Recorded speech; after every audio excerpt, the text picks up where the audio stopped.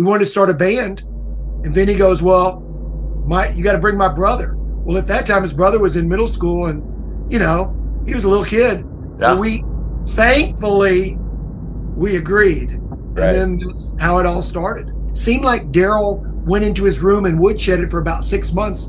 When he came out, he was fully formed and he could do anything. Since Vincent Darrell's dad was helping us record, it's like, why don't we put out a record? This guy walks in to the stage stop where we're playing, which we've been playing for a couple years. Yeah. Walks in and 15 minutes later, things were the greatest thing in the world. The next weekend and the next week after that, all these labels are there to see us play. Somebody's going to be the next Van Halen. Why can't it be us? The music's the easy part. Yeah. It's the living part is the hard part. Right. My goal in every band I've ever been in is try and be the worst one in the band. Yeah. And at that moment, I thought, you know what? I might get to jam with those guys again. Yeah. And then before you know it, Darrell was gone. My daughter, Ida, 26, find out she has a huge tumor, lymphoma. Inspiration for anyone who's going through something that just sucks. I'm just really lucky with getting to play music every day. Luckiest guy you've ever met. The hair metal guru from Warren to Crew. The hair metal guru. Never forget Charlie too. Well, damn it. I can't believe I'm sitting here today with Terry Glaze, frontman for the band Lord Tracy, who put out one of my favorite albums ever with Death Gods of Babylon in 1989. Yes. Yes. He is getting ready to release an important new single with his current band Raised by Gods. And yes, he is the original lead singer of a little old band from Texas called Pantera. Terry Glaze, welcome to the show. Hey, young man. Good to be here. Hey, I know when people come on, they want to talk, and I want to talk about Pantera, but I'm not just bullshitting when I say that I love that Lord Tracy album, and this Raised by Gods single. We're going to talk about at the end, but I want everyone to know you need to stick around because this new song that Terry's put out with his current project is fantastic, and the connection to something that has gone on with a family member of yours that's been kind of traumatic, right? So we're going to talk about that, the song and that connection to his family. So stick around for that. But I want to start here. And I know you get asked about Pantera all the time. Sometimes the worst part about doing Not really is going, okay, I'm going to ask some of the, but first, I just want to start with what are your musical beginnings like? Like, what got you to know that, hey, rock and roll is my thing? I remember when I was a little kid, my mom listening to my mom's records. I remember a particular Beatles record, the one where it's their faces and it's black and white, like the shadow. Yep. And then I remember a Beach Boys record with them with a car on the beach with surfboards. And I remember a couple Elvis records. There was one, I think it was Blue Hawaii, and there's another one, GI Blues. And I used to take those 4 records and play them over and over and over and over and over. And so really looking back, I think Elvis and the Beatles, and the Beach Boys, that was a pretty good influence. Sure. And then in 1972, my mom took me to see Elvis. Oh, wow. And Fort Worth, Tarrant County Convention Center. I must have been about 7 or 8 years old. Yeah. And that's the first concert I remember. And ever since then, I love Elvis and I love the Beatles and I love but I think that's where I got my start, thanks to my mom. Sure. So you must have started playing, when did you start playing guitar? Even though you're a vocalist, you play guitar. I took piano lessons when I was in middle school, when I lived in Baton Rouge, but I was kind of late to it. And I did that, but I couldn't sit still. So I got an acoustic guitar and then I tried to do that, but I really couldn't sit still. So I got a electric guitar and I ultimately with Pantera, I got a wireless mic because I just wanted to, I couldn't sit still. Right. So that's kind of where it started. Yeah. When I moved back to Texas, probably 10th grade, Tommy Bradford, who shows up later, he was a neighbor. I met him and he had a band on the corner and I went down there and there were, I joined them, and I got a job working, cooking, slinging chicken, and I bought an electric guitar, and I bought an amplifier, and that's what got me going. And that led to Tommy was in the school band at Bowie High School, and we wanted to play with a better drummer, and Vinnie Paul was the best drummer. Yeah. And so Tommy invited him over, and the three of us played some Rush songs in my garage, and we loved playing with Vinnie first moment. And then we wanted to start a band, and Vinnie goes, well, you got to bring my brother. Well, at that time, his brother was in middle school, and he was a little kid. Yeah. But thankfully we agreed. Right. And then that's how it all started. So at the beginning, like, what were the dynamics of the band? Like a band, this is the leader of the band. Maybe this is the songwriter. This is like the party guy. Like, did you guys kind of have roles that you fell into when Pantera started? When we first started, there was a friend of ours who was the singer, Donnie Hart. I played guitar. Darrell played guitar. Tommy played bass, but he played drums. And one of the things that very early that made it so interesting was Vince and Darrell's dad, Jerry Abbott, was a recording engineer. Yeah. So when we were in high school, we would go in the studio. We were writing little songs, we're 16, and they were awful, but we were doing it, and we were learning how to do the process. So by the time we got out of high school, we may have recorded 20, 30, 40 songs. Sure. So which really helped us learn how to do the process of recording. Ultimately, when we went from 5-piece to 4-piece, really the main reason it happened is I was writing some songs and I wanted to sing my own songs. Yeah. And that's the only reason. I didn't have a plan, but I think ultimately I wanted to be like those old videos I saw of, guy playing a G chord and strumming and singing the songs.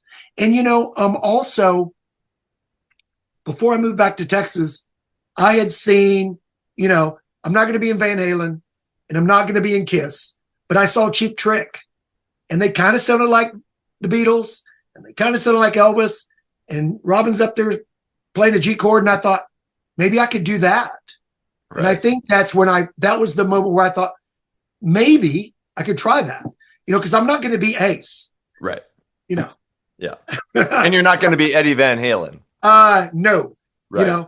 Even though I was in a band with someone who was, one of the most amazing guitar players of all time.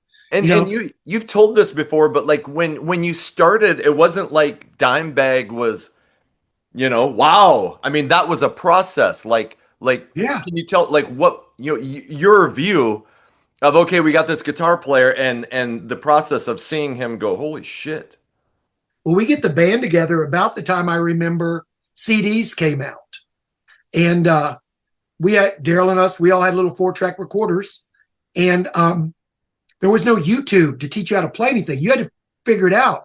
Right. But there was a period there where it seemed like Darrell went into his room and woodshedded for about 6 months. When he came out, he was fully formed, and he could do anything. And that was when I started playing less and less guitar on stage, because we wanted to put on a live show. So, I want to be like Van Halen, and we're doing it.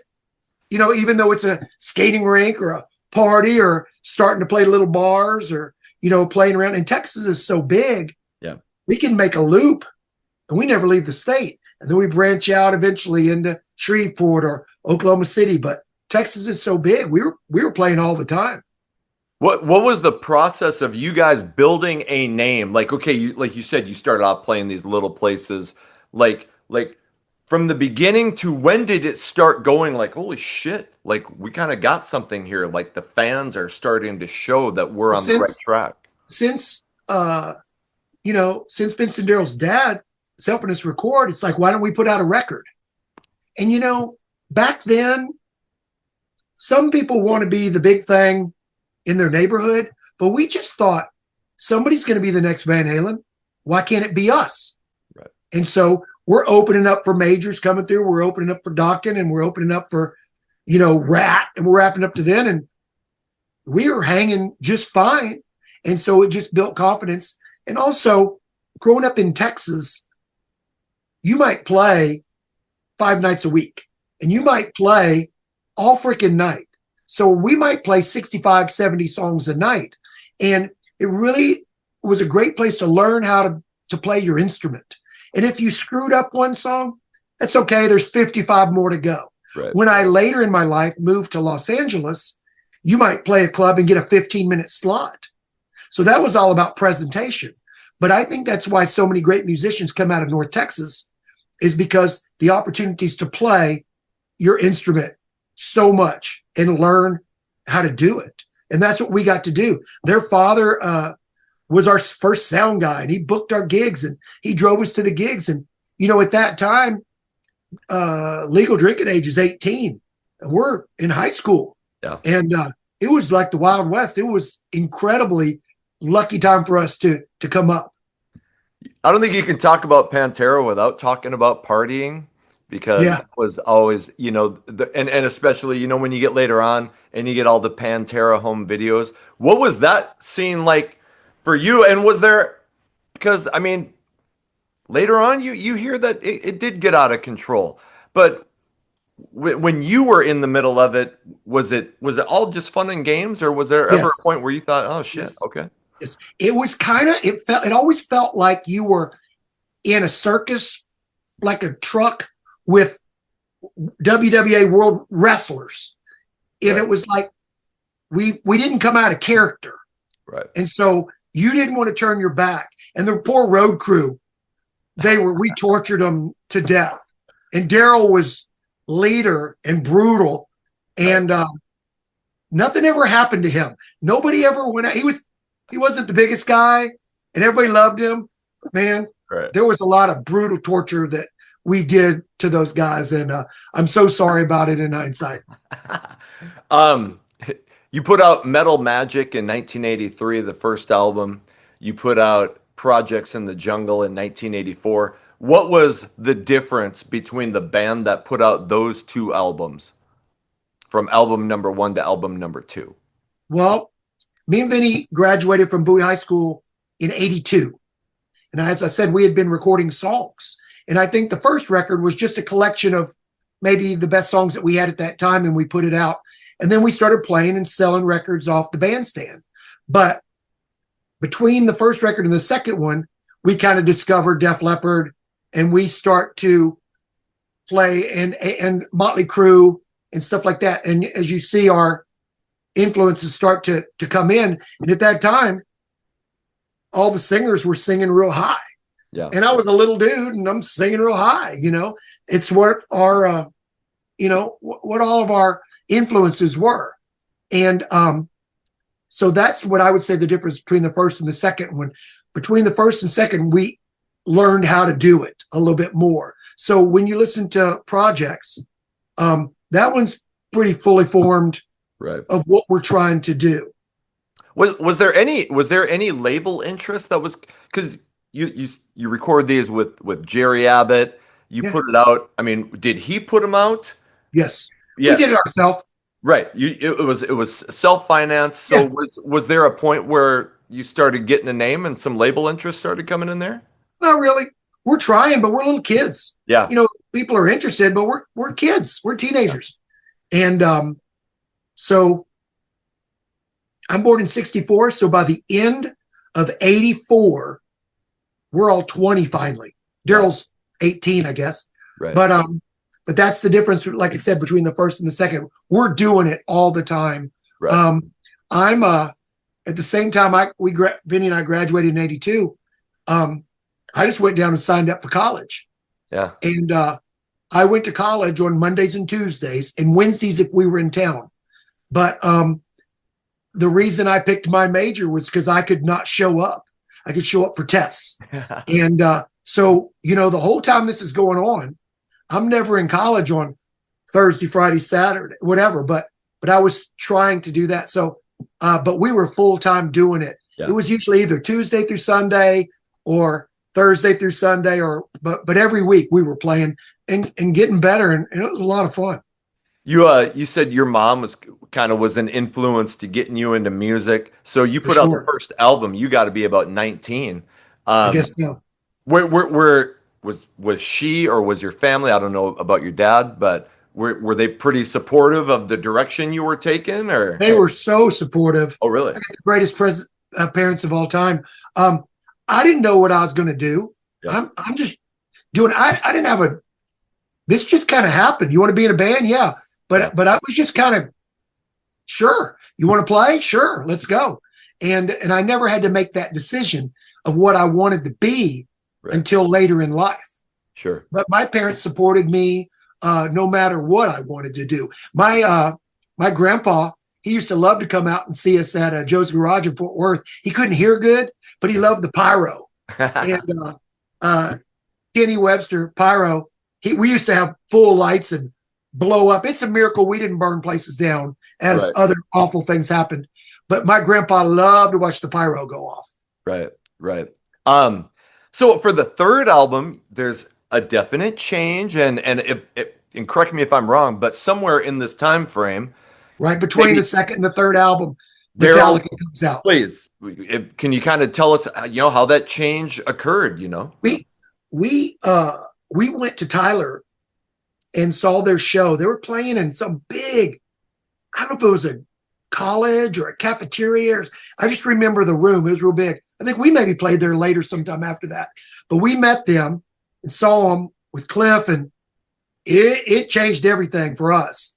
And so from then on, there's a Metallica cassette in the blue Suburban all the time. And instead of Def Leppard and Motley Crue all the time, now we're listening to that, and we're listening to Maiden, and we're listening to a lot more UFO and Judas Priest and stuff like that. And so, and then also in that time period, James and Lars came to Arlington and hung out with Darrell for a couple of times, I think. Yeah. And you maybe seen pictures of it, and it was pretty cool. Yeah. And that was a major influence. So you hear from second record projects to the third record, the influence of much heavier music. And that's where a lot of that stuff comes from. Is there any sort of rift, because that's your last album, I Am the Night? Is that the creation of the rift, that change, or no? Okay. No. The 3 hours a day of shows, you hear a lot of musicians too. The music's the easy part. Yeah. It's the living part is the hard part. Right. And we didn't take any breaks, and it was a super tight family. And it just got to a point of, it was the other 21 hours of the day. I loved playing in that band. And I know I was the luckiest guy in the world to get to be on the stage with those guys. It was the greatest. And I don't want to, feel free to not answer this, but what I've heard in interviews, you've said, well, the brothers there and Jerry got a vote in band decisions, so they always kind of went together. I mean, can you go, where were the disagreements that would cause you to say, you know what, I'm out? I'm not exactly sure that I remember. It was just, life, just things. And you might have a disagreement on how to proceed in certain ways, but it was just basically that, Sure. So do you remember the conversation where you finally, because you've been with these guys for a lot of years. So I remember the last show. I think we were playing in Wichita Falls, maybe. Okay. Remember the last show, and it was so weird. Yeah. And it was just weird. We were playing, and it was a great show, and then just bye. So, I remember driving home by myself in my truck and just thinking, wow, there was no, there wasn't any effort by us to solve it. It was just, this is the way it's going to be. And so, I took the next step. Yep. So you can't point to any, hey, if we had done this, I would have stayed. Well, I don't know, but it wasn't musical direction. Yeah. It wasn't anything like that, because I loved playing in the band. Sure. So, yeah. Sure. Okay. All right. So you leave in 86. They go on and get Phil Anselmo. What and I know like in 86, I think is when you form Lord Tracy.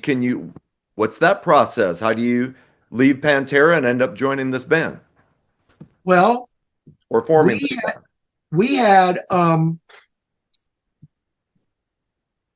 Pantera. We had played a show at with Taker at this at the Bronco Bowl over in Grand Prairie. This big show, and this band called Lightning with Rocky Athas had opened the show. Well, I had heard of them, and if you can imagine a bass player like Billy Sheehan, but imagine almost like a much more soulful version. Hard to describe. So anyway, he was in a lot of ways a lot like Darrell. Darrell was this charismatic force that was unstoppable. And so I thought if I was going to play music, this is someone I should try and check out. So I'm trying to figure out how to contact this guy. And I'm getting a couple of calls from some other bands, but that's not what I want to do. And so I'm trying to find this guy named Kenley Wolf. Okay. And about this time, I get a phone call. Kenley's in a band with his childhood friend, Chris Craig, and their friend from Memphis and Arkansas. They all live in Dallas. Jimmy Rusadolph calls me and says, hey, you want to come down and check out the band? They got a 3-piece. Mm-hmm. And I had even seen them when we were playing Matley's a while back. And I had met Kenley and said, what's the name of your band? And he said something like Doctors of Death and Demonology. I said, cool, 3D. And they went, oh. So anyway, they've got this band called 3D. And I just came out of Pantera playing the heaviest music in the world. But nobody knows. My favorite band is Cheap Trick. Yeah. So I go over to this rehearsal room in Dallas with the intent of stealing Kenley Wolf to start a band. And they say, you want to jam? I'm like, yeah, sure. And they said, you want to play this song by Cheap Trick? And I went, yes. Yeah. And so we played a song and it was the greatest. Yeah. And we played something else. And they said, hey, we have a gig in Memphis this weekend. You want to go with us? And I thought about 3 seconds, I thought, I've never been to Memphis and I love this music. And I just said, yeah. Yeah. And so we go to Memphis and we play 2 nights. And at the end of the night, they go, you want to join the band? And I said, yes. Yeah. And so it was just a lot of my life is be at the right place at the right time and have your head up for when opportunity goes by and take advantage of it. Yeah. So, yeah. So these guys, happened. Yeah, these guys had kind of been floating around the Texas scene as well. Well, they had both played in Lightning with Rocky Athas, who is a monster guitar player out of Dallas. He's a legend, monster out of Dallas, Oak Cliff. And so I was going to ask, like, what was that scene like? I just interviewed Chris Sheridan from Sweet Savage. This is probably a month ago now. He talked about, so what, who were the other bands that you were playing with? Was, what was there camaraderie? What kind of scene was there in Dallas or Texas? You talk about Sweet Savage. When I was in Pantera, we played Savvies all the time. There were other bands, coming through there. But the thing is, we never saw anybody because we never had a night off. Right. So I heard of all these bands. Yeah. But I never actually, I saw the posters, but we never, very rarely. And if we had a night off, the last thing I wanted to do was go to a bar. Yeah. Even though that's how you networked. But that's kind of where that came from.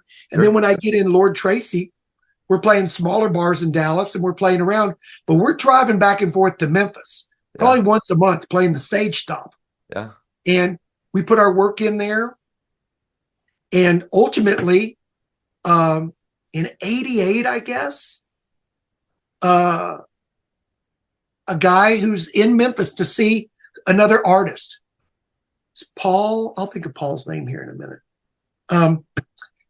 This guy is in town to see this other artist. The artist gets sick, can't do the show. This guy, Paul, says to the taxi driver, take me someplace where there's live music. This guy walks in to the stage stop where we're playing, which we've been playing for a couple years. Yeah. Walks in, and 15 minutes later, things were the greatest thing in the world. The next weekend and the next week after that, all these labels are there to see us play. It was just, you had to just kind of hook one. And if one was interested, nobody else wanted to miss out on whatever this guy thought. So next thing you know, all these labels are coming. How did it happened? How did the songs that ended up on Deaf Gods of Babylon, how did that come together? Were you guys writing together? Was everybody bringing songs in? How did that work? Jimmy wrote out with the boys. Okay. The greatest one. Kinley wrote a couple songs. I had a handful of songs, and then I went off to England for school for a semester. And when I came back, I had half of Deaf Gods. Okay. Inspiration. And then we just started playing it, and we recorded all the time. Okay. We have lots of tracks. Sure. So that's kind of how that happened. When we went in the studio, like lots of bands, we'd been playing those songs for a while. So it was really not that difficult to walk in and just lay them down. Did it take very long before Lord Tracy built up a name playing clubs before you guys got signed? A year or so. Okay. But we were just pro, and we're playing in parallel with Pantera. They're going, yeah, and we're playing and we're bumping into them. Sure. So when you get signed to MCA as the parent company, can you tell me about the process from when you got signed to recording the album, and what was the recording of the album like? Well, several labels were talking to us, but MCA was starting this little subsidiary called Uni. Yep. And they're talking very Spinal Tap-ish in hindsight. And they're like, you're going to be the first American rock band on this label. And there's going to be one of 6. And we're thinking, yeah, we get signed. We don't even have a manager. We're just, okay, we're doing it. So we get a record deal. We go to LA. We get a manager. We do this. Just before our record's going to come out, reorganization of MCA, they get rid of Uni. We go from one of 6 to one of 600. Right. And no one there worked with us. And so we're just handed, and like I said, hindsight, very Spinal Tap. Yeah. We go out touring, and we're kicking ass, but no, not a lot of support. We did have 2 videos on MTV back when MTV had music videos, and they were high dollar budgets. Yeah. And the first video, I think we did it in a strip club in Hollywood where Motley Crue did Girls, Girls, Girls. And we had a all-day blast. And then the next video, we were up in the hills north of LA shooting Foolish Love. And man, what a great experience. Same thing. The Out With the Boys video is just phenomenal. And that video reminds me of you guys went in, I don't know if it's such a different, but you guys used your humor more than any band Yes. that I can think of that era. Well, when the other bands, that last year or two before the world changed, it was like the costumes were getting bigger, leather and spikes, and the hairdos were getting bigger and bigger and bigger. And that's kind of where the song Piranha on Deaf Guards came from. It was just trying to not take everything so seriously, because how could you if you actually took a moment to see what was going on? Yep. So, and also, when you're standing in a band and you got Kenley Wolf and Jimmy Ruzidoff and Chris Craig shredding and crushing people, you play every place you play, and there's all the musicians standing on the back watching you. If I could get them to crack a smile, by the third song, they're coming up to the stage, and we hooked them. So we knew we didn't have to do that because we could. Yeah. Like I said, it gave you so much confidence when you got the best musicians around you. Same thing was with Pantera. When you're standing next to Darrell and Vince and Rex, it's the same thing. So that's, my goal in every band I've ever been in is try and be the worst one in the band. Yeah. And if that happens, you got a chance. And I definitely, that was the key to my success with those two bands. Whenever I make a video, like I put clips in the front and opening montage, funny things or like poignant things that the artist says. And as soon as you said that, it's my goal to be the worst one in the band. I'm like, I know that's going in the opening montage anyway. That was a bunch of my college friends gravitated to that album, and we loved the humor. We loved Foolish Love and the serious songs. But then we were like, hey, that's real life. Sometimes we're down in the dumps and sometimes we're partying and having a blast. And you guys did that really well. You got to tour with Ace Frehley on that album, right? And you're a huge Kiss. I'm a major Kiss fan. I got a Kiss. Oh my God. Behind the only one of my biggest regrets it's two-sided. It cuts both ways. We have no pictures with us with Ace. Because, I don't know, we took it for granted. There were no photographers. But it's probably better that there were no cell phones around. It was an adventure every night. Sure. And the way I remember it was, we go out on the road, and usually, the opening band might not get full lights and full sound. Yep. So we walk up on stage, and they don't know us, the sound crew, and they're like, and I'm like, I don't need anything. We won them over the first night. The second night, the band's standing on the side of the stage. The third night, Ace is on the side of the stage. And from then on, all of us are together for that entire tour. Right. I mean, you can imagine that Kenley and Ace hung out a lot. Right. And the stories and it was so fun. And like I said, that's one of my biggest regrets is I wish I had a photograph of both bands together, because that was quite an adventure. Isn't it weird how these days we're always like, oh, everybody put down your phone. But you think of times back in the day where you would have given anything to be able to take pictures whenever you wanted. Maybe just a photographer came in and take two pictures and then he's got to leave. Right. So there's no evidence. Right. It would have been, it's not good. Right. I mean, it's great. And I think Ace was kind of still in his party phase around this time. So that must have been interesting. Ace was the most fun. Oh my God. It was incredible. Right. That's amazing. Yeah. Okay. So during this period, Pantera releases Power Metal in '88, start to blow up a little bit with Cowboys from Hell. What was that like for you watching your former band? But you guys are doing well at this. It's not like they've surpassed you at this time. But what was your view of what was going on with Pantera and maybe even their new direction? Well,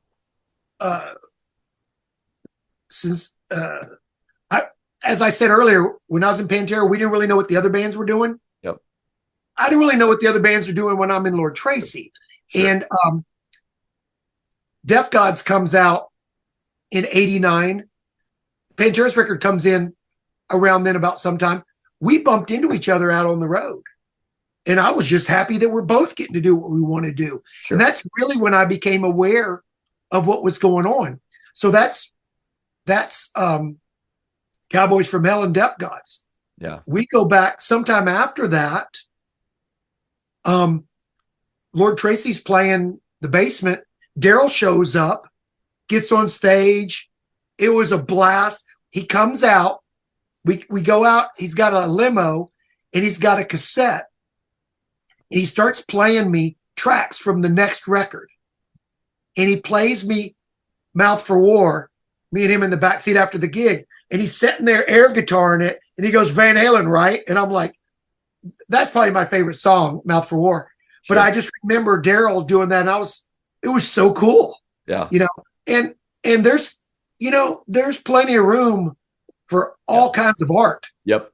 And so thank goodness that, everybody doesn't like the same thing and we all like different things and there's something for everybody. So it was great. They're out there doing it. I'm out there doing it. I feel so lucky. I mean, and that's awesome. I'm just, I just knowing my personality, I just kind of you wonder if a little twinge of jealousy comes in, but you sound you know, like you have the right attitude about it all. And okay. All right, thanks. What was so you mentioned when the world changed, what was when you saw grunge come in, when did you feel like, oh shit, this is not Nirvana. yeah, okay. When I put the cassette, drove in, me and Rob drove from Dallas to back out to LA, getting just a little ahead. But when I heard that, everything was about to turn upside down. Sure. Sure. Yeah. And I mean, like I've told people, like at first we just thought this was another form of rock, like you had Poison, you had Metallica, you had Yes. Iron Maiden. It was all and we thought, oh, here's just another kind of rock. We didn't know that pretty soon that meant the end of the scene, the scene as we knew it, Yeah. you know. So okay.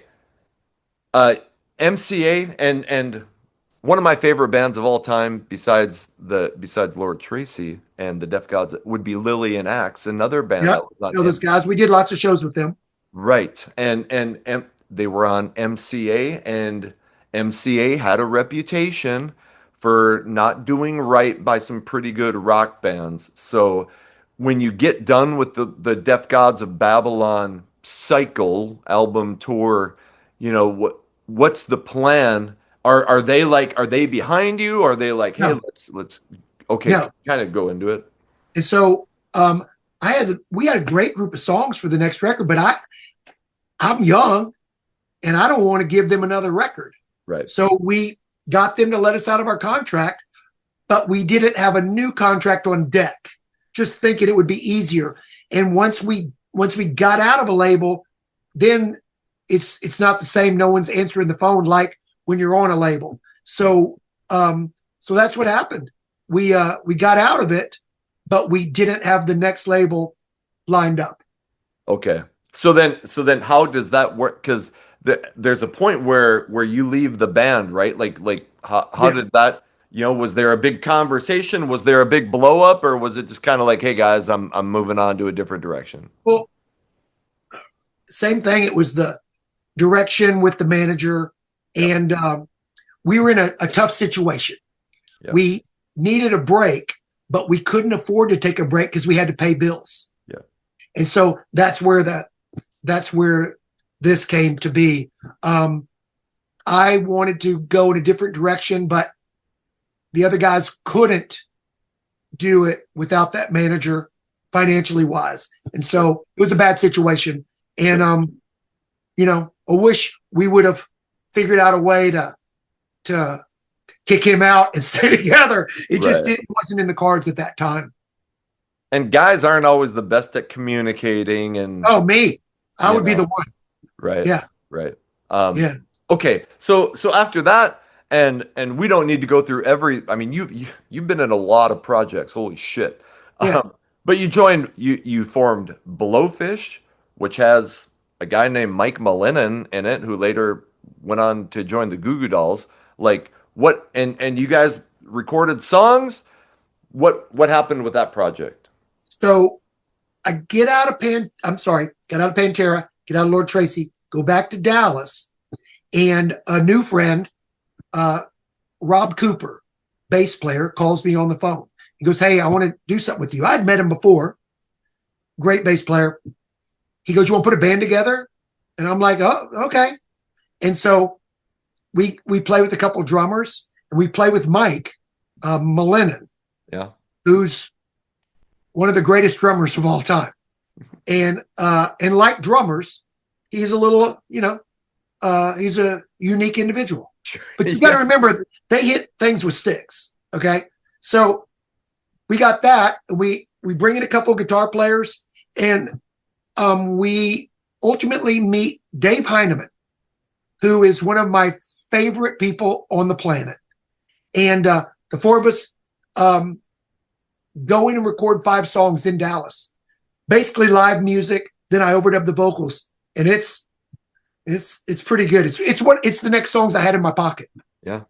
And I live out in LA, and I'm like, y'all want to come out with me in LA and try and do it? And they're like, yes. So they all just piled in, took a leap of faith, and they basically lived with me and my wife in my apartment for several months or a year. I don't know how long it was. It was a long time.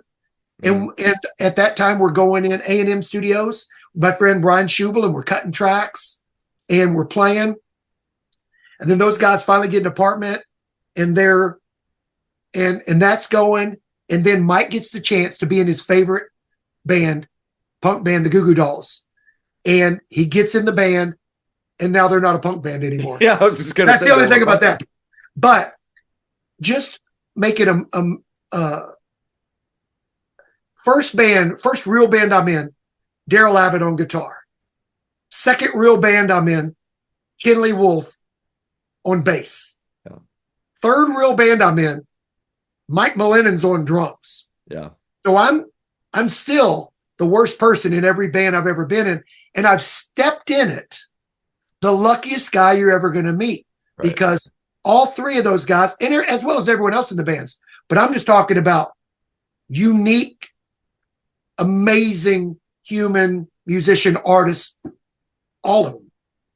I've watched a lot of interviews with you over the last few days, just kind of you just have an infectious personality and positivity. I just wanted you to know that. What went so on? Before we go, just let me say, Brian Schubel, who was the mix engineer for Def Gods at A&M, yeah, he recorded a whole bunch of Blowfish tracks. Yeah, we just found them in a shoebox. I'm joking, but they've been sitting there for 30 years. Yeah, Brian mixed them, and we just got them mastered. And so I'm going to put this stuff coming out soon. But there's a 10-song. It won't be called Blowfish. It'll be, I don't know what it'll be called. Whatever, because Terry and the Blowfish is not that great. Right. But it's done, and it's pretty awesome. And all of that music was cut live. So it's my guitar, Dave's guitar, Mike and Rob, and then I went back and overdubbed the singing. So it's very live, and it's very that of that time period. Sure. Soundgarden was such a huge influence for me. Sure. And so that's kind of where that's coming from. But that record is going to see, I'm going to put it out. I've got, as we get closer, I'll show you, I've been collecting things. Yeah. And I'm just about ready to start putting them out there. So is that what you were talking to Steve from F? If you want, I'll edit this out. But this doesn't bother me. Yeah. Well, Steve wanted to know about putting out some of those Lord Tracy records that I just put out CDs after the fact because I wanted people to have access to the songs. Yeah. And there's still fans out there, and there are no CDs anywhere. Yeah. So I thought we could print up, and then people could have access to this music because you can find things, but that's what Steve wanted. Yeah. And I thought it was a great idea. I'm so proud of all the music we did. And I mean, I will gladly help out and promote and stuff. That's what we want to do together. But I'm so glad to hear that, and so that's fantastic. And I talked to a lot of people on social media, and the desire for CDs, at least maybe not on a mass scale. No, but it's making a comeback. But a lot of people like me still shit. I mean, all of these. This is what I bought over the last just like you. I'd probably buy 1 or 2 CDs a week because I want the bands to be successful, and I want them to keep making music and keep making art. I want to keep making art. Absolutely. That's awesome to hear. Okay. So what happens after Blowfish? I'll just kind of, what the rest of the 90s, what is that like for you? So Lord Tracy, Def Gods is 89. Yep. I probably leave, I don't know, 91, 92, something like that. I don't know. Yep. And then Blowfish comes together. We go in LA. I go to LA in 89 to do Def Gods. At the same time, my wife gets a job for NASA. Yeah. We're living there. Get married. I'm sorry to interrupt. When did you get married? 88. Okay. Awesome. High school sweetheart. And she works for NASA. Yeah. You've had a crazy life, man. Yes. So we go to Southern California in 89, Mm. have our first child, 93. We want to buy a house, but we can't afford a house in Los Angeles. Right. And we don't want to do a 2-hour commute. So we moved to the East Coast. NASA. I live in Maryland outside of DC. Yep. And we get LA money to come to Maryland. Now, Yep. Maryland costs more than Texas, but it doesn't cost more than LA. So we move to Maryland and we buy a house and we build a family. Yep. And I've been here ever since. And I don't know if I asked, but what did bring about the end of Blowfish? Mike gets a chance to go to Goo Goo Dolls. Okay, that's the end of it. Okay. And good for him. Yeah.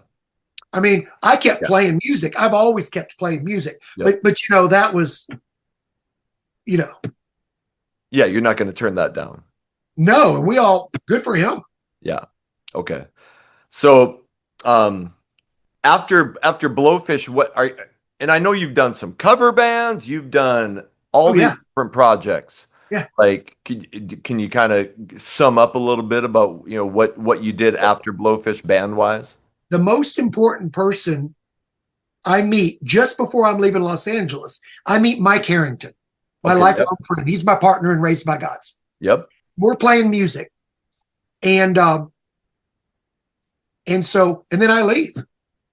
And then several years down the road, I have a cassette deck, a 4-track, and he records me some drums and sends them to me. And we start this experiment of recording originals through the mail. Yeah. And we put out a couple homemade CDs and some cassettes. And it's over years, through the 90s, the 2000s. And then I think, let's see when. Let's look over here. I'm looking at a discography. Sure. Raised by Gods, 2011. Yep. So we meet just before 2011, 2008, I think. Lord Tracy decides they want to record. We kind of get back together. Yeah. And Kinley is in a band called The American Fuse out of Dallas. Okay. And he is mixing it in El Paso. And this world famous engineer producer is engineering the record out there. His name's Neil Kernan. Yeah. You look him up, he's the best. Hall and Oates, a lot of big names. Yeah. So he tells Kinley, this is, 2000, in the 2000s. He says, I really wanted to do the Deaf Gods record, which takes you back to a story. When we got our deal, the record company sent possible producers out to see us. Yeah. And one of them was Neil Kernan. And I'm young and I'm pretty full of it. And we play and he sees us. And then we play another set. He sees us. And I sit down and I say, hey, man, what have you done lately? And he says, well, I just did the new Queensryche and I did the new Dokken. Great albums, but not for me. And the record company did not give us any pre-information on Neil with other credits. Right. And I was too young and stupid. And I didn't say, well, okay, but have you done anything else? And he didn't say, well, I also did. He thought he was trying to play to me, you'll like this. But I told Neil, because we're lifelong friends now, if Neil would have told me that he did Hall & Oates, You Make My Dreams Come True, I would have got on my knees and begged him to do our record. Right. But I didn't find out for years. So anyway, 2008, Lord Tracy, we reach out to Neil Kernan and he mixes the record in Chicago. We recorded it in Dallas. Me and Kinley go to Chicago, meet up with him, become friends. And then Neil agrees to do this Mike Harrington, Terry Glaze project. And we call it Raised by Gods. Yep. I describe it as 2 tin cans and some string. Yeah. Mike usually recorded the drums. In his head, he had some vision, but he just recorded drums, a finished song. It wasn't just like a drum machine. He had a piece. He sends it to me. I come up with a song. I play guitar, I play keys, I play bass, whatever, and I sing, and I finish song, and then I send it to him. He's never heard the song before, which I know he's thinking, well, if I'd have known you were going to do that, blah, blah, blah. So we have these little crappy cassettes, but Neil takes our 2 tin cans and a piece of string sounding junk and makes it sound like a record. Right. And so the reason the records sound like they do is because of Neil. Right. And so we do that record, and then I don't know, 5 or 6 years later, we do a second Raised by God. And Neil has been mixing a lot of stuff for me since then. Yep. He's my favorite. He's the best. And he produced the new single, which we're going to get to here in a second. He mixed it just like he mixed everything else. Yep. The same thing. Mike did the drums. I played the other stuff. I sent the tracks to Neil, and Neil made it sound like it sounds. Yeah. Do you remember what was your feeling when and I hate to keep going back to, but when Pantera split up, you know, there was talks of addiction problems with Phil, getting into some nasty stuff. Like, do you remember hearing that? And did you ever talk to any of the guys when that was going on, or was that just kind of you guys didn't really talk much in that time? Not during then, but the last record he did, Damage Plan. Yep.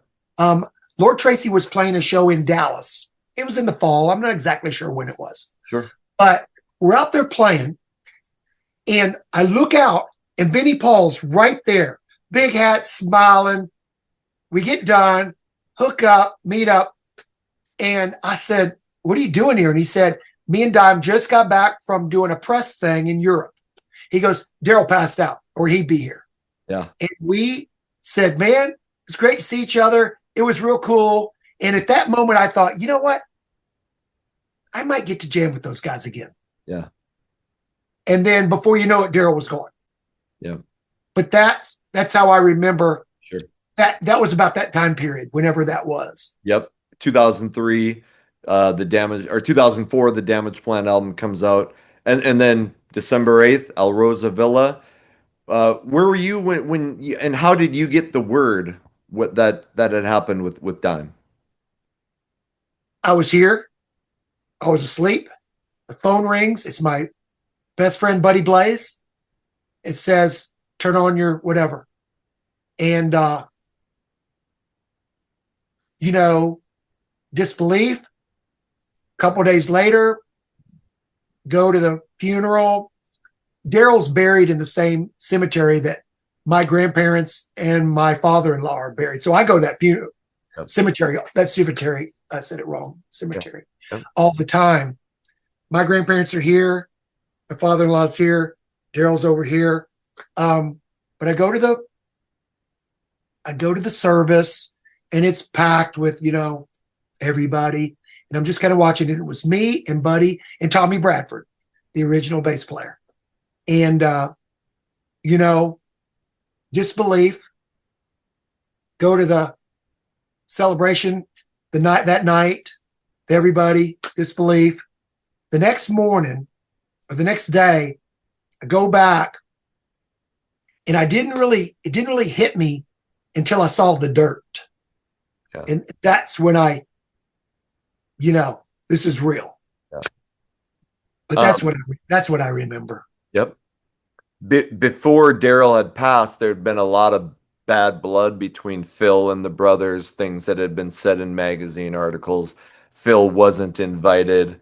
And can you just was there any conversation between you and the people that you were talking to?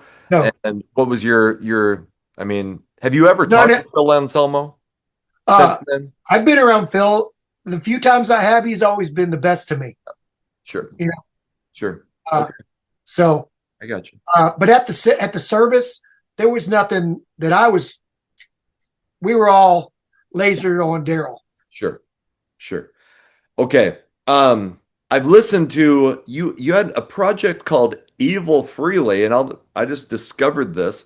I saw an interview, and you were talking about this song Budokan, and I'm like, well, I'm going to go check out this Budokan because I'm a big Cheap Trick fan too. Yeah. Anything that says Budokan, you're like, oh. So that song is. So can you tell me a little bit about the Evel Frehley project, And Yeah, I gotta go listen to Budokan. It's on iTunes and yeah, everything. it's everywhere. Phenomenal song. So, oh, thanks. It's one of my favorites. Yeah. So, around 2018, I'm going to say, around then, I'm friends with my partner in the band, Tommy Roberts. And he says, hey, you want to get together and try and jam, try and do something? I was like, hell yeah. So the reason it comes together is because my security blanket, Kenley Wolf, the bass player from Lord Tracy, agrees to play bass. Mm-hmm. Well, he's playing in a band with the drummer, Taz Bentley. Now, Taz Bentley, when I told the story about Kenley being in El Paso and Neil Kernan is engineering, Taz Bentley is producing the record. Okay. It's all together. Yeah. So Taz is a rock star. Kenley's a rock star. We fly to Dallas. A couple of days. I got a couple song ideas, and we record a couple things.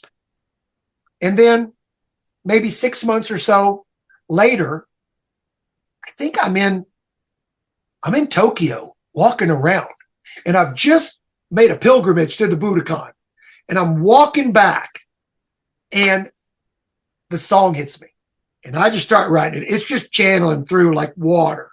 Yep. And I text Tommy. I said, I think I got a song. And so it's just Cheap Trick, me, and being in there. It's, so we recorded that song with another song, and we've got that. And then 2020 hits. And so we try and finish those things over the next couple of years and remotely. And then if you look on, we have 6 songs out now. And we released all these different songs. We've never played a show. Yeah. And most of these songs were probably recorded. The basic track were probably the second take. Sure. I've never played these songs with the guys once we actually figured out how it went. Right. Me and Kenley and Taz cut the rhythm. Tommy went by and added all these cool things, and then I sang. But I am trying to figure out a way to get to town to just get in a room and play these songs. We would all have to learn them. Yeah. 'Cause we've never, I'm not even talking about doing a show. I'm just talking about get together and jam with your friends. Yeah. But I love these songs. We have 2 more songs we're going to release later this year. Sure. They're fun, and we hope to put an album out by next year. I've got 2 more things I'm working on, which has been the kind of the recipe since COVID of working on projects and collecting art. Yep. Sure. You just asked me about the band name. But yeah, Evel Frehley. Yes, I was going to ask about the band name. How does that come about? It was going to be Ace Knievel. That's awesome. Shit. But that's why, because we freaking love Ace and man, Evel Knievel and that little toy, So what differentiates between Evel Frehley and Raised by Gods, the songs that you do for, you have these couple different projects. How do you differentiate when you're writing? I don't know. Okay. Mike and I, he's always recording songs and sending to me. And the basic drum tracks of the new song TMF, those could be pre-COVID. Okay. And we just finished it when we get the inspiration. Me and Tommy work on songs for Evel Frehley, and me and Mike work on songs all the time. And then I'm working on other songs with remote recording people all over the country. When COVID happened, all the tours got shut down. And so I tried to make lemonade out of a bad situation. So I started reaching out to all my heroes. And I sent a message to a particular drummer, and I said, would you play on my song? And the guy goes, sure. And then I thought, well, he said yes. What if I ask this drummer? I'm sorry, what if I ask this bass player? He might say yes. Sure. Yeah. What about this guitar player? So that's where all of these tracks that I've been collecting with my heroes. Yeah. You know, I did a song a couple years ago for a NASA mission. They had a rocket to a heavy metal asteroid called Psyche. Okay. And there's a video on YouTube called Psyche with my name on it. That's me and Taz. I told him how the song was going to go, and he charted it on an illegal pad, and we played it. I said, that was really good. He goes, sure. And the second take, I said, that's it. He goes, okay, whatever. And then Kenley played the bass, and then Doug Rappaport played electric guitar on it, and I sang it.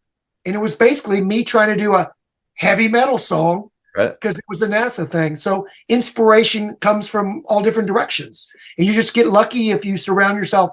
And once again, that group of musicians, I'm easily the worst one in the band. Okay. You know, there you go. We're going to talk about the new single here in a second, but you just sent me a message, and I didn't know about this project, Axe Dragger. You got you, guys from Fu Manchu, Dark Funeral, and Pentagram. Holy shit.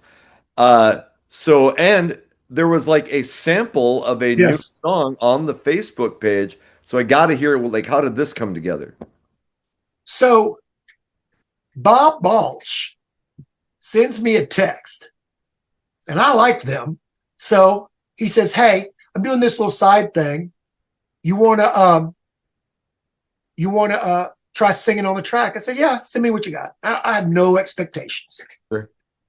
And he was called, the song just had to be called something, and it said Axe Dragger, and that was it. And so I'm listening to it, and it sounds like it sounds like Judas Priest and Dio. And so I'm going full circle back to Pantera days. Totally. And I'm like, I always joke, what are you doing? I said, well, I'm just trying to sing like a witch, but really my heroes, that's the inspiration. So we do a song. And by the way, my partner in Raised by Gods, Mike Harrington, who wrote the words to TMF, he's the wordsmith for this project.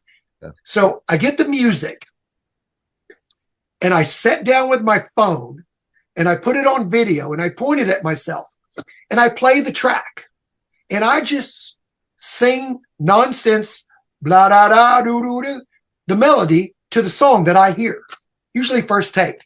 And I send it to Mike. And then he writes this crazy stuff, and then he sends it back to me, and I sing it, send it off to Bob. And the original idea was a song, and then we did another, and then the idea was, you want to do an EP? I said, yeah, and then a little bit more, and you want to do an LP?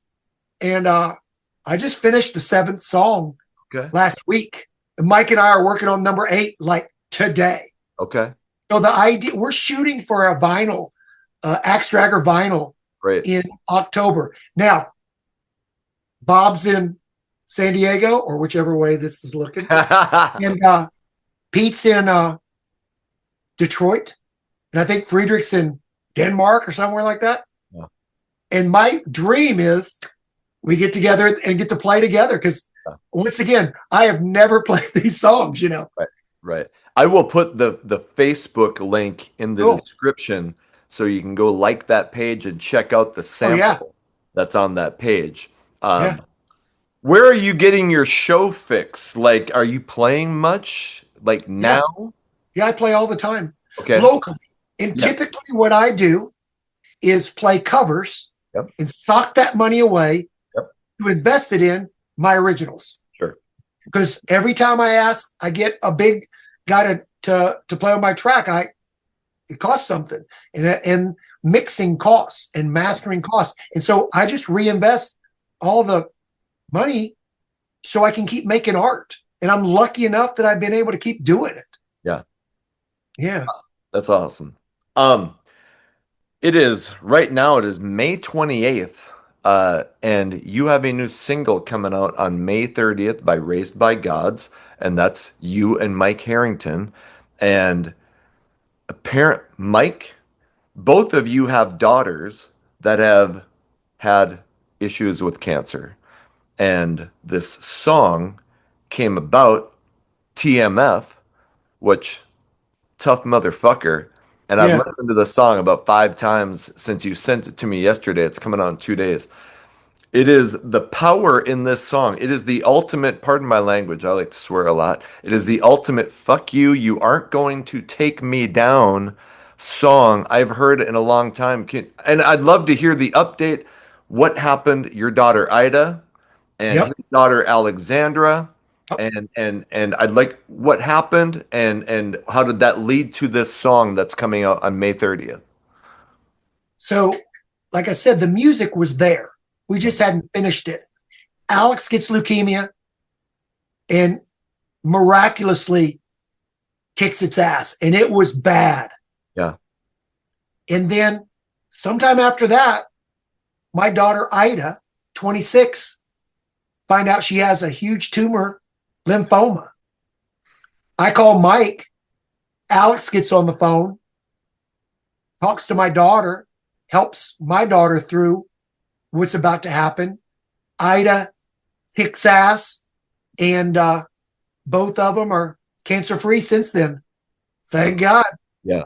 And this song's probably the most important song I've ever done because it, and the way you described it is exactly what we're trying to do.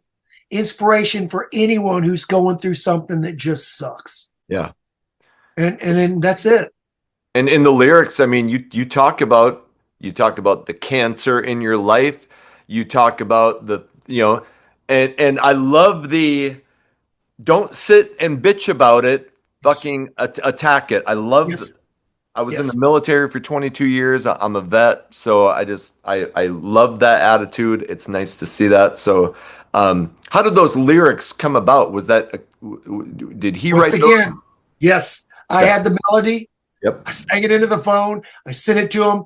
And the next thing you know, the lyrics are right there. And that's pretty much a first take. The only thing we didn't have the little Rick Astley thing in the middle before the solo. So we added that later, Right. but yeah, it's, when you're trying to write lyrics, you're looking for inspiration. And there was nothing more powerful for us than this. So yeah, I'm really proud of what we got to do. And hopefully it, resonates with other people. And if it could help one person, I'd be so happy. Yeah. I sent it to the program director at Rock 101 KLOL, so I'm hoping to play that when this interview airs. I will try to play that on my Saturday night radio show, and I can pretty much play whatever I want as long as he can get into the system. Sure. And where is that single? Is that single going to be available everywhere? Okay. Yes. Awesome. Anywhere you stream music. And I'm not just saying this because we're on an interview. I've listened to that song 5 times. I feel like that message is missing in today's society. And Yes. and it is the you are taking the power back and not letting anybody fuck with you song of the year. So Thanks so much. I'm gonna Thank spread you. the word wherever. And so speaking of spreading the word and putting out, is there any chance of I have iTunes Music, I or Apple Music, I still buy CDs, and I was going on Apple Music and I realized Lord Tracy, Deaf Gods of Babylon is not on Apple Music. We don't own it. Yep. MCA does. Sure. And even though we want to get the rights back to it, we have not, as of now, been able to get through legally to get the rights back. Sure. Wish, and they don't have it out. Sure. We would really like to do that. We just haven't had the luck with the legal yet. And so it would be awesome to see that re-released, maybe a vinyl. I don't know if there's extra tracks, but a nice package, because like I said, I talked to a lot of people into this scene and a lot of people love that album and they would love to see it come Yeah, out. me too. So what about the old Pantera stuff? Is there, I know the guys in Pantera for a long time really distanced themselves Sure. and I get it, I Sure. mean, Yeah. all the grunge bands tried to, they didn't want people knowing that they were in, Yeah. so, but is there, could we ever see that stuff come out in a new format or a box set? I mean, I think that would be huge news to put out the Pantera albums with you in a box set. Well, the way I look at it is the only person who doesn't look great in those records is me. Darrell sounds just like Darrell. Vince sounds like Vince. Rex sounds like Rex. The only one that, would be me. I think it would be amazing for fans of the music because, like I said, Darrell sounds like that. From projects on, he's fully formed. Yeah. And some of the most incredible guitar playing of all time. Sure. Hey, the new single TMF, Raised by God's coming out May 30th. I will put terryglaze.com in the description. I'll put the Facebook for Axe Dragger. What else am I missing? What else does Terry Glaze have going on that you want to throw out to the people listening? Well, I think I told you that since COVID, I've been collecting things. Yeah. There's a 10-song Blowfish record that trying to figure out the way to put it out. There's a 10-song Lord Tracy record with one song no one's ever heard. We got songs that woulda, coulda been the next record, and it's mastered and ready to go. I've got another EP or album worth of my own things going. But this TMF was the most important one to me and Mike. And so that's why that's coming first. Sure. Evel Frehley has 2 songs coming out. We're hoping to finish it so we can make it a full album. I'm just really lucky with getting to play music every day. Luckiest guy you've ever met. And I just want to, your daughter is fine right now. So so that's awesome. And Alex, both. And Alex and Yeah. Mike's, yes. Okay. Hey, well, I would love to see. We kind of talked about. I'm working with FNA in a way. I'd love to see, or whoever wants to do it. But I'd love to see these projects come out at some point. Hell yeah, let's figure it out. Yeah. Okay. Hey, Terry, you have been so gracious, and you have such a positive, upbeat attitude. It's been fantastic hearing your story and hearing what you've got going on. So I really appreciate you coming on. Thanks so much for having me on. And when any of these new projects come on, if you ever want to come on and just talk about the current album or whatever, you're always invited back, man. That would be amazing. Thank you so much. Okay, Terry, take care. I'll let you know when this comes out, and I'm rooting for you, man. Thanks, man. All right, take care of yourself. See y'all.